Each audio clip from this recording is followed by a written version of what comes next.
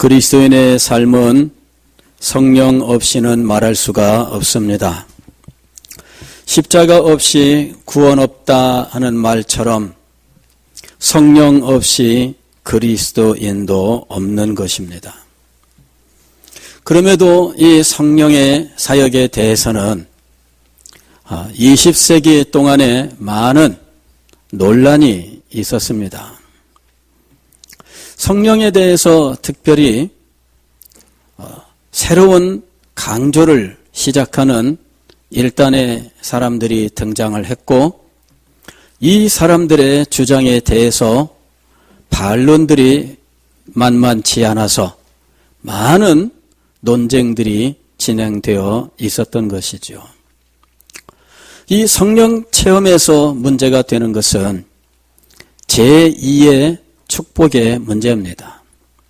즉 우리가 믿음으로 구원을 얻는 것이 제1의 축복이라면 그 후에 어느 땐가 두 번째 축복을 받는데 이것이 바로 성령 체험이다라고 가르치는 사람들이 있었던 겁니다.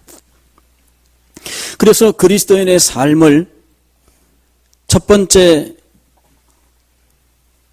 축복과 두 번째 축복으로 나누어 놓는 문제가 있었고, 그리스도인이 이렇게 두 단계의 사람으로 나누어질 수 있는가 하는 반론들이 있었던 것이죠. 제2의 축복을 주장하는 사람들은 제2의 축복, 즉 성령 체험의 증거로서 방언을 들었고, 방언을 받았느냐 받지 않았느냐로 이 사람이 제2의 축복을 받았느냐 받지 못했느냐 증명하고자 했던 것이죠. 그리고 지금도 이 방언의 문제로 방언이 있으면 성령의 역사가 있고 방언이 없으면 성령의 역사가 없다, 이렇게까지 말하는 사람들이 있는 겁니다. 자, 방언이 제2의 축복의 증거이며 방언이 있으면 성령의 역사가 있고 방언이 없으면 성령의 역사가 없느냐, 이런 문제들에 대해서는 우리가 제대로 분별을 해야 됩니다. 어떤 사람이 화가가 되기를 원했는데 가만히 화가가 어떤 사람인지를 관찰해 보니까 머리에 빵떡모자를 썼는데 빵떡모자 한가운데에는 수박 꼬리 같은 것이 톡 하고 솟아있는 거예요. 아, 화가는 빵떡모자에 수박 꼬투리가 달려있는, 꼬다리가 달려있는 모자를 쓴 사람이구나. 그래서 화가가 되기 위해서 이 사람이 가장 먼저 한 일이 빵떡모자를 구입하는 것이었습니다. 맞습니까? 그리고 이 사람이 이 빵떡모자를 쓰고 짠 하고 나타나서 이제부터는 나를 장호익 화백이라고 불러주세요, 이렇게 얘기를 한 겁니다. 자, 사람들이 저를 보고 장호익 화백이라고 부르는 것이 맞습니까? 틀립니까? 사람들은 머뭇거리는 거예요. 아니, 장호익 화백? 근데 나는 분명히 증거가 있습니다. 머리에 빵떡모자를 썼고요. 이 빵떡모자 한가운데에는 수박 꼬리가 달려있는 겁니다. 자, 이게 증거다. 이게 증거다. 여러분, 화가의 증거가 무엇일까요? 빵떡모자, 수박 꼬리가 달린 빵떡모자가 화가의 증거일까요? 아니면 그 사람이 잘 그린 이 예술 작품이 증거일까요? 무엇이 이 사람이 화가인 증거이겠습니까? 아니, 그림을 그렸다고 모두 다 화가일까요? 어떤 사람이 사장님이 되겠다고 작정을 했습니다. 그래서 사장님을 가만히 관찰해 보니까 서류에 사인을 하시는 거예요. 이 사장님이 참 만년필 탁 꺼내가지고 거기서는 여기다가 탁 이렇게 넣는 거예요. 딱 보니까는 사장님은 서류 결제, 이걸 하시는 분이에요. 그래서 이 사람이 사장님이 되기로 결심을 하고 가장 먼저 한 일이 뭐냐면은 사인을 만드는 일이었습니다. 참, 어느 날 작정을 하고 앉아가지고 사인을 만들었어요. 저도 중학교 1학년 때 사인을 만들었습니다. 어떻게 하면 내 사인을 만들까? 갖다 놓고 막 장어의 한문으로도 써보고 한글로도 써보고 영어로도 써보고 뒤집어도 써보고 뭐 기울여도 써보고 막 이걸 흘려도 써보고 막 별의별 걸 다 해봤습니다. 그리고 마침내 마음에 쏙 드는 사인을 확정을 지었습니다. 그리고는 사람들 앞에 만년필을 갖고 나타났어요. 난 사장님이야. 사람들이 네가 사장님이라고? 어떻게 해서 네가 사장님인데? 그랬더니 날 봐라. 탁 사인을 너 가져. 난 사장님이야. 자, 사인을 했습니다. 그러면은 사장님일까요? 많은 사람들이 잘못한 게 그거예요. 방언이 있으면은 제2의 축복을 받은 거다. 이렇게 결론을 내리고 방언에 집중을 한 거지요. 그리고 그리스도인의 삶을 방언과 연결시켜서 방언이 있느냐 없느냐로 그리스도인의 삶을 결정 지으려고 하는 잘못을 범했던 거예요. 70년대 지금도 그런 일들이 있는지 모릅니다만은 70년대 우리나라에서 기도원 부흥의 운동이 아주 왕성할 때 기도원에 가서 방언을 하고 오는 일들이 있었습니다. 교회에서는 못하게 하니까 교회에서 안 하고 기도원에 가서 방언을 배워가지고 오자. 그래서 작정을 하고 기도원에 올라갑니다. 이번에 올라가면은 꼭 방언을 받고 오자. 이렇게 작정을 하고 올라가요. 가서 기도하는데 사람들이 왈랄라 쌀랄라 울랄랄라 롤랄라 막 하면 난리가 나니까는 그렇게 부러운 거예요. 야, 저 사람들은 방언을 하는데 나는 방언을 못하는구나. 여러분들이 볼 때 제가 방언을 할까요? 못할까요? 제가 방언하는 거 들으신 적이 있습니까? 예, 저는 방언 못해요. 근데 이 기도원에 가서 방언을 받고 싶은데 이게 안 되는 거예요. 흉내를 내봅니다. 알랄랄랄라 살랄라 렐렐레 올롤로 할랄라 와라와라와라 막 입을 갖다가 막 오므렸다 넓혔다 막 온갖 다 해봅니다. 막 뭐 연습해보고 막. 그리고 이제 기도원 내려갈 때는 기도원 원장님한테 가서 이제 이게 방언이냐 아니냐 이제 시험을 보는 거예요. 방언 한번 해보세요. 랄랄랄라 아니다. 불합격. 실망해가지고 내려와. 합격 그러면은 와 하면서 막 내려가는 거예요. 다음에 또 올라갑니다. 나 지난번에 불합격이야. 일주일 동안 가서 또 왈랄랄랄라 하는 거 사람들 하는 거 가만히 보고 흉내 내봅니다. 그리고 내려올 때 원장님한테 가서 또 랄랄라 해봤더니 불합격 그러는 거예요. 낙심이 됩니다. 그 다음에 어떻게 할꼬? 그래 올라갔더니 어느 날은 이 기도원에서 여러분들에게 방언하는 법을 가르쳐 드리겠습니다. 이러는 거예요. 귀가 솔깃하지요. 그래서 어떻게 하나 하고 들어봤더니 할렐루야 따라하세요. 할렐루야 그랬더니 할렐루야 왜 이렇게 작아요? 할렐루야 그랬더니 할렐루야 막 난리가 났어요. 할자 빼고 해보세요. 렐루야 10번만 해보세요. 렐루야 렐루야 렐루야 렐루야 더 빠르게 렐루야 렐루야 더 빠르게 렐루야 더 빠르게 렐루야 더 빠르게 렐루야 렐루야 그래 일주일 내내 이제 렐렐렐레 했어요. 원장님 앞에 가서 방언해봐 그랬더니 렐렐레 했더니 합격 그러는 거예요. 그래가지고 할렐루야 하면서 이제 기쁨으로 내려오는 거죠. 방언 받으면 뭐가 좋을까요? 기도하는데요. 밤새도록 렐렐레 그래도 쉬워. 무슨 뭘 기도할지 걱정할 필요 없는 거야. 아버지 하나님 이 나라의 은혜를 도와해 주시되 무슨 어쩌고 저쩌고 복잡하게 말할 필요 없어. 렐렐레 그러면 끝나는 거야.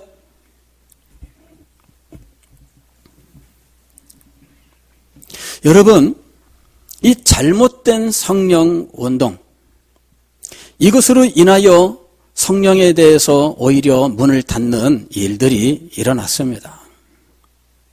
그러나 오늘 우리는 이 성령의 역사가 신약교회의 특성이라고 하는 것과 성령의 역사가 그리스도인의 삶에 필수적이라는 것, 아니 그리스도인의 존재 자체는 성령의 역사가 있어야만 가능하다고 하는 사실, 그리고 그리스도인의 삶은 성령의 역사 속에서 진행되어 간다고 하는 사실을 우리가 분명히 알아야 돼요. 이 불건전하고 잘못된 성령 운동 때문에 아예 성령 자체를 말하지 않거나 성령의 그 역사를 간구하는 이런 일들을 중단해 버리는 것은 잘못된 거예요. 혹은 성령의 역사를 축소시키는 것도 잘못되는 겁니다. 성령에 대하여는 우리가 제대로 알고, 그리고 우리 가운데 성령의 역사를 간절히 소망해야 하는 것입니다. 오늘 우리가 읽은 이 사도행전 19장 1절로 7절은 소위 제2의 축복을 주장하는 사람들이 제2의 축복의 증거로 제시했던 본문입니다. 바울이 에베소에 이르렀을 때에 에베소에서 한 제자들을 만났어요. 이 사람들을 만나보니까 세례 요한의 메시지도 들었고 그 운동에도 가담했고 또 예수님께 대하여 제법 아는 바도 있었던 거지요. 그래서 이 사람들에게 사도 바울이 너희가 믿을 때에 성령을 받았느냐 하고 물었던 거예요. 그랬더니 아니다, 성령이 계심도 듣지 못하였노라, 이렇게 대답을 한 거죠. 그랬더니 이 사람들에게 사도 바울이 안수를 했습니다.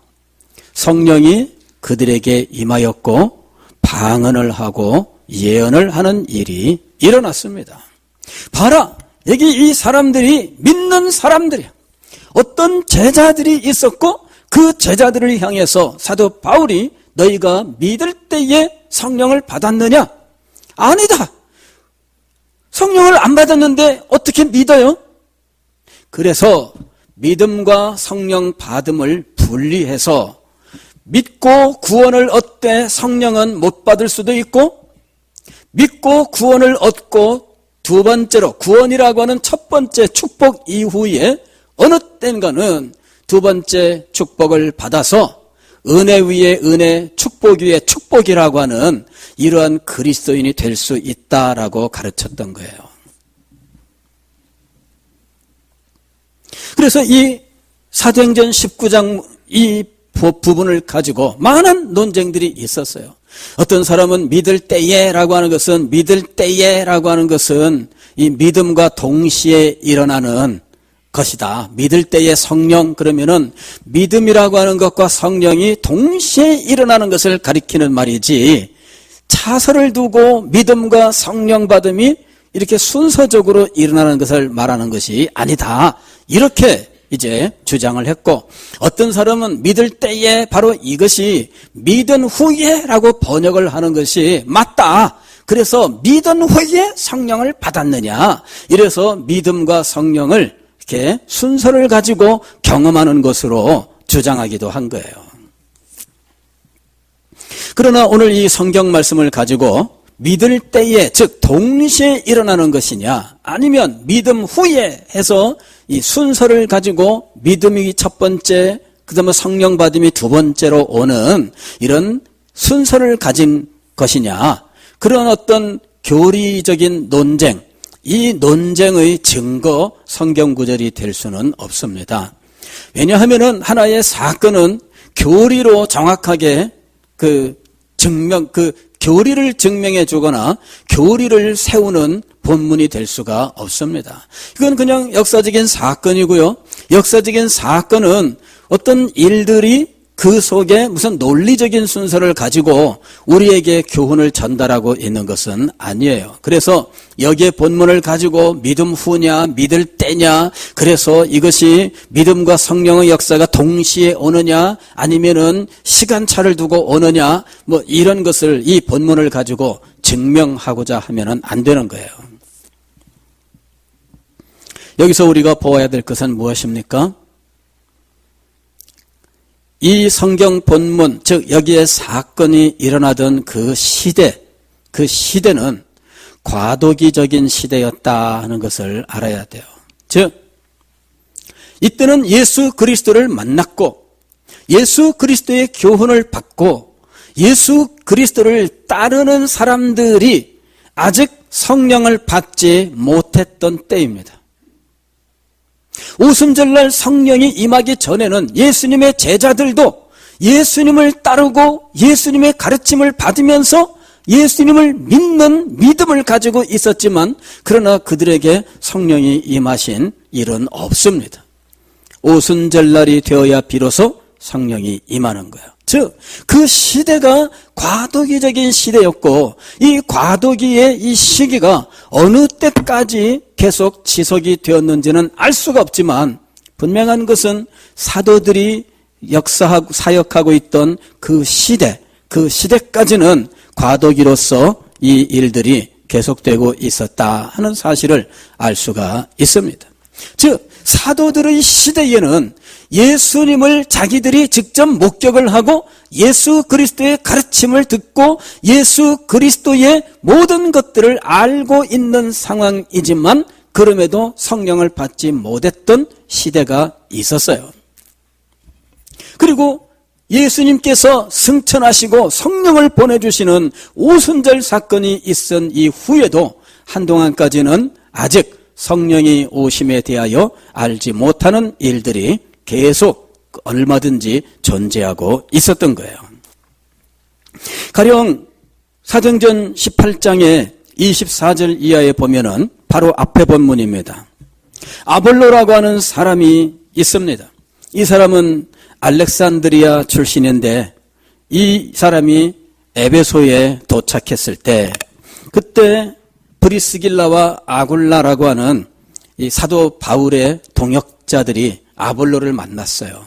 근데 이 아볼로가 어떤 사람이냐면 24절 보면 이 사람은 언변이 좋고 성경에 능통한 자라 그가 일찍이 주의 도를 배워 열심으로 예수에 관한 것을 자세히 말하며 가르치나 그랬어요.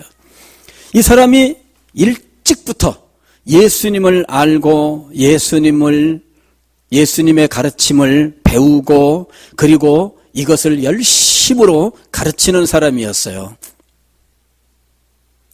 예수님의 12 제자와 상관없이 이 사람은 예수님을 잘 알고 예수님을 열심히 전하는 사람이었던 거죠.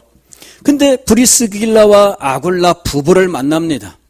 그래 이 사람들이 가만히 아볼로를 만나서 얘기를 나눠보니까 이 아볼로에 문제가 있었어요. 이 사람은 요한의 세례만 알 따름이라 그랬어요. 그가 회당에서 담대히 말하기 시작하거늘 브리스길라와 아굴라가 듣고 데려다가 하나님의 도를 더 정확하게 풀어 이르더라. 아볼로의 문제는 무엇이냐 하면은 요한의 세례만 알더라 하는 것이에요. 요한의 세례만 알더라 이 말이 무엇이냐면은 예수님의 세례를 알지 못한다는 말입니다. 예수님의 세례를 알지 못한다는 말은 물로 받는 세례를 알지 못한다는 말이 아닙니다. 예수님은 어떤 분이라고 하느냐면은 예수님은 성령으로 세례를 주시는 분이시니라. 이것이 예수님의 세례예요. 세례 요한이 예수님께 대해 증언할 때에도 불과 성령으로 세례를 주시는 이입니다. 즉 요한의 세례는 물로 주는 세례이지만 예수 그리스도의 세례는 성령으로 주시는 세례였던 것이죠. 바로 이것이 차이입니다. 아볼로가 알지 못했던 것이 무엇입니까? 예수님에 대하여 배웠습니다. 그리고 예수님께 대하여 열심으로 전파했는데 사도 바울처럼 이 사람도 회당에 들어가서 예수님께 대하여 전하는 사람이었어요. 그러나 이 사람이 아직 알지 못하는 것이 있는데 예수님의 세례였던 것입니다. 예수님의 세례가 무엇인가? 사도행전 19장에서 이에 대해서 말씀합니다. 아볼로가 고린도에 있을 때에 바울이 에베소에 도착을 했어요. 에베소에 어떤 제자들이 있었습니다. 이 제자들이 자상한 제자였는지 아볼로에게 배운 사람인지는 모르지만 이 사람들의 상태는 아볼로와 같은 상태에 있었어요. 아볼로가 브리스길라와 아굴라 부부를 만나기 이전에 그 상태가 이 제자들의 상태였어요. 예수님께 대해서도 알고 있는 상황이었습니다. 그러나 이 사람들에게 부족한 것이 있었어요. 너희가 믿을 때에 성령을 받았느냐? 그리고 이 성령을 받았느냐가 어떤 것이냐면은 세례의 문제로 지금 뒤에 말씀을 해요. 이르되 너희가 믿을 때에 성령을 받았느냐? 이르되 아니라 우리는 성령이 계심도 듣지 못하였노라. 이들에게 무엇인가 부족합니다. 하나님께서 성령의 새로운 경륜을 이미 시작하셨는데 이들은 그 하나님의 경륜에 대하여 알지 못하고 있어요. 바울이 이르되 그러면 너희가 무슨 세례를 받았느냐? 대답하되 요한의 세례니라. 이들은 아직 요한의 세례에 머물러 있습니다. 이들은 예수 그리스도의 세례를 알지 못합니다. 그래서 사도 바울이 이 사람들에게 예수 그리스도에 대하여 자세하게 가르친 겁니다. 4절 말씀 보면 바울이 이르되 요한이 회개의 세례를 베풀며 백성에게 말하되 내 뒤에 오시는 이를 믿으라 하였으니 이는 곧 예수라 하거늘 그들이 듣고 주 예수의 이름으로 세례를 받으니 그랬어요. 주 예수의 이름으로 세례를 받는 것과 예수의 세례는 달라요. 주 예수의 이름으로 세례를 받는 것은 교역자들이 물로 세례를 줄 때 행하는 거예요. 이것은 예식문으로 행하는 세례를 말합니다. 성부와 성자와 성령에 우리는 이렇게 삼위일체 이름으로 세례를 주지만 어떤 경우에는 예수 그리스도의 이름으로 세례를 주노니 이렇게 해서 이게 하나의 세례 의식문입니다. 그러나 이 세례 의식문이 아닌 예수 그리스도의 세례가 있습니다. 이것이 바로 성령의 세례예요. 바로 이 성령의 역사가 예수 그리스도의 세례입니다. 그래서 예수님은 성령으로 세례를 주시는 이시라고 말을 하는 것이지요. 지금 에베소에서 어떤 제자들을 만났던 사도 바울은 그 제자들의 문제를 무엇으로 보았느냐 하면 성령의 세례에 있다고 본 거예요. 너희가 성령을 받았느냐 이거죠. 즉 여기에 본문은 믿을 때 성령을 받는 이 말이 동시에 일어나는 것이냐 아니면 시간차로 일어나는 것이냐를 말씀하는 것이 아니라 그리스도인에게 있어서 성령 받음이 결정적이고 필수적이다라고 하는 사실을 말씀하고 있는 거예요. 너희가 성령을 받았느냐 이것입니다. 그리스도인이 성령을 받는 것은 필수적입니다. 아직 이때에는 과도기적이기 때문에 예수님을 알고 믿으나 성령은 못 받은 사람들이 있을 수 있습니다. 이게 과도기예요. 그러나 이 시기 이후에는 누구나 다 예수 그리스도와 함께 성령의 역사를 함께 전달받습니다. 이 시대에는 예수님만 전달하고 아직 성령의 임하심은 전달이 안 된 이런 차이가 있을 수 있어요. 그러나 오늘날 우리들의 시대는 예수 믿는 것과 성령 받음이 함께 동시에 전해지는 시대인 겁니다. 다시 말씀을 드리면 오늘 우리 시대는 예수님을 믿는 것과 성령 받음이 함께 있는 시대라고 하는 것입니다. 자, 그러면은 이 성령 받음은 언제 임하게 되는가 하는 것이죠. 언제 임하게 되는가. 오늘 여기 말씀을 보면은 사도 바울이 안수함에 그랬어요. 초대교회의 사도들의 시대에는 사도들이 안수함에 성령이 임하는 이런 일들이 있었습니다. 그래서 베드로가 안수할 때 성령이 임하고 빌립이 안수할 때 성령이 임하는 이런 일들이 있었던 거예요. 그러나 성령은 반드시 그렇게만 임하는 것은 아닙니다. 그래서 이것은 방법이 될 수가 없어요. 참된 방법은 무엇이냐 하면은 진리를 온전케 하는 거예요. 진리를 온전케 하는 것. 오순절날 성령이 임했을 때 그때 사도 베드로가 그 성령의 임하심을 목격한 사람들 깜짝 놀라고 당황스러워하고 있는 이 사람들에게 너희가 보고 듣는 이 현상은 하나님이 예언하신 성령의 예언의 성취다라고 하는 사실을 이야기하면서 이 성령을 받으라라고 하는 이 말씀을 하기 위해서 사도 바울이 무엇을 전하느냐 하면 예수 그리스도를 전하는 거예요. 하나님의 아들 예수 그리스도를 하나님이 보내셨고 그 하나님의 아들 예수 그리스도가 오셔서 하나님의 나라를 전했는데 너희가 예수를 십자가에 못 박아 죽였다.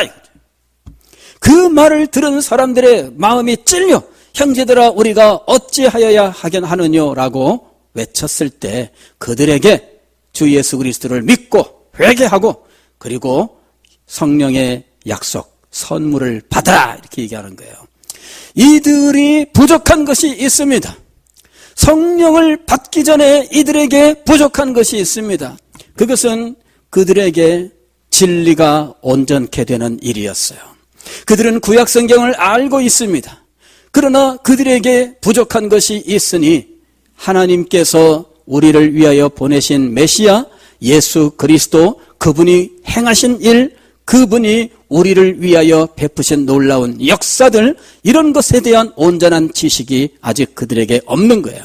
그래서 그들에게 그 부족한 나머지 지식을 온전케 하는 이 일이 선행되고 있다라고 하는 것이에요.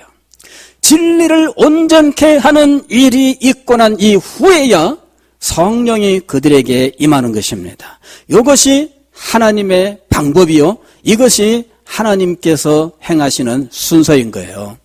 진리가 온전케 되어야 성령의 생명의 역사가 일어나는 것입니다. 진리가 온전케 되지 않으면 생명을 주시는 성령의 역사가 일어나지 않습니다. 고넬료의 집에서 사도 베드로가 그리스도에 대하여 증거할 때 성령이 그들에게 임하시니 즉 고넬료는 로마의 군대 백부장으로서 그는 경건한 사람이라고 불러요. 즉 이방인으로서 유대인들의 회당 예배에 참석을 하고 유대인들화 된 사람들이죠. 아직 할례는 받지 않았어요. 그런 사람을 경건한 사람이라고 부릅니다. 하나님을 두려워하는 자, 이방인으로서 이 구약 성경을 받아들이고 그리고 유대인들과 교제하고 하지만 그러나 할례는 아직 안 받은 상태. 그가 고넬료의 상태입니다. 그에게 아직 부족한 것이 있으니 진리 지식입니다. 즉 그에게 예수 그리스도에 대한 이 온전한 지식이 필요한 거예요. 이 진리가 그에게 전달되었고 그가 이 진리를 온 마음과 온 몸으로 받아들였을 때 그에게 성령이 임하셨습니다. 할렐루야. 성령의 임하심은 어떤 외적 행동으로 이루어지는 것이 아닙니다. 이 성령 주심이라고 하는 것을 이 사도들이 안수하는 이 행위를 성령 주심의 어떤 법칙으로 알아서 이것을 행하고 있는 곳이 로마 가톨릭입니다. 로마 가톨릭은 사제 서품을 행할 때에 이런 일들을 행합니다. 그리고 사제 서품을 행할 때에 그들에게 행하는 의식을 통해서 그들이 성령을 받는다라고 하는 교리를 가지고 있습니다. 그러나 성령은 어떤 의식을 통해서 임하는 것이 아니며 성령은 어떤 행동을 통해서 받는 것이 아닙니다. 성령은 자유롭게 역사하시되 진리 가운데 진리를 가지고 역사하시는 거예요. 사도들의 시대에도 성령이 임할 때에는 반드시 그 전에 듣는 자들에게 진리로 온전케 하는 역사가 있었습니다. 진리로 그들의 진리 지식에 부족한 것들, 그들의 진리 지식에 채워지지 않은 이 부분들, 이것을 채워 온전케 하는 역사가 있어야 비로소 성령이 그들 가운데 임하시는 거예요. 아볼로가 예수님을 알고 열정적으로 예수님을 전하는 사람이었으나 요한의 세례밖에 몰랐습니다. 즉 예수님께서 성령으로 세례 주신다는 이 사실, 그리고 이미 그 성령으로 세례 주시는 놀라운 역사가 이미 나타났다고 하는 사실, 아볼로가 알지 못하고 있었어요. 그에게 브리스길라와 아굴라 부부가 이제 예수 그리스도에 대한 도의 나머지 부족한 부분들에 대해서 자세하게 정확하게 더 풀어서 브리스길라와 아굴라가 듣고 데려다가 하나님의 도를 더 정확하게 풀어 이르더라. 이 일이 에베소에서 바울에게서 어떤 제자들에게 똑같은 원리로 진행이 된 것입니다. 그리고 교회 역사는 바로 이것을 우리에게 가르쳐주고 있어요. 진리가 온전케 될 때 성령께서 그들 가운데 임하시느니라. 이 역사가 교회 역사 속에서 부흥의 역사로 우리들에게 이루어진 겁니다. 언제나 하나님의 진리가 순결하게 선포될 때 성도들 가운데 진리로 하나님의 영광이 나타나는 놀라운 은혜가 임하는데 바로 이것이 성령의 역사였던 것입니다. 성령의 참된 역사가 무엇인지를 오늘 우리가 알아야 돼요. 그리고 오늘날 우리가 이 성령의 역사 속에 하나님의 은혜를 체험하기 위하여 필요한 것은 안수나 어떤 성령 운동의 어떤 의식이나 집회가 아니라 진리를 온전케 하는 일이라고 하는 사실을 알아야 됩니다. 진리가 우리 가운데에서 온전해져야 됩니다. 여러분이 알고 있는 진리 지식이 어딘가 결함이 있습니다. 여러분이 갖고 있는 이 진리 지식에 이 부족한 부분들이 있습니다. 이 부족한 부분들을 여러분들이 온전하게 채우려고 노력을 해야 돼요. 여러분이 이 진리의 지식을 온전하게 가지고 주님 앞에 은혜를 간구할 때 하나님의 성령이 여러분에게 임하시고 역사하시는 것입니다. 하나님의 성령이 여러분에게 새로운 생명으로 역사하시든지 하나님의 성령께서 여러분에게 새로운 삶으로 역사하시든지 성령께서는 언제나 온전한 진리가 우리에게 채워지고 만전하게 될 때 그때 우리에게 역사하는 것입니다. 사랑하는 성도 여러분, 2017년을 시작하면서 오늘 우리는 성령과 더불어 한 해 시작하기를 원합니다. 성령의 역사가 우리에게 있기를 원합니다. 그때 우리가 먼저 해야 될 일은 무엇입니까? 빵떡 모자에 수박골이 달린 그 모자를 준비하는 것입니까? 아니면 사인을 준비하는 것입니까? 아닙니다. 진리를 온전케 하는 일입니다. 이것이 우리에게 있어야 돼요. 나의 삶 속에서 진리를 온전케 하는 일이 있어야 돼요. 진리를 온전케 하기 위해서 내가 마음을 기울이고 정성을 기울여야 됩니다. 하나님의 말씀에 마음을 집중해야 됩니다. 말씀을 읽는 것과 듣는 것에 창념해야 됩니다. 그리하여 진리를 내게 온전케 달라고 간구해야 됩니다. 이렇게 진리가 온전하게 우리에게 임할 때 주의 성령이 우리에게 역사하여 중생의 역사와 부흥의 역사가 우리 가운데 일어나는 것입니다. 이 놀라운 은혜의 역사가 우리에게 충만하게 되시기를 주의 이름으로 축원합니다.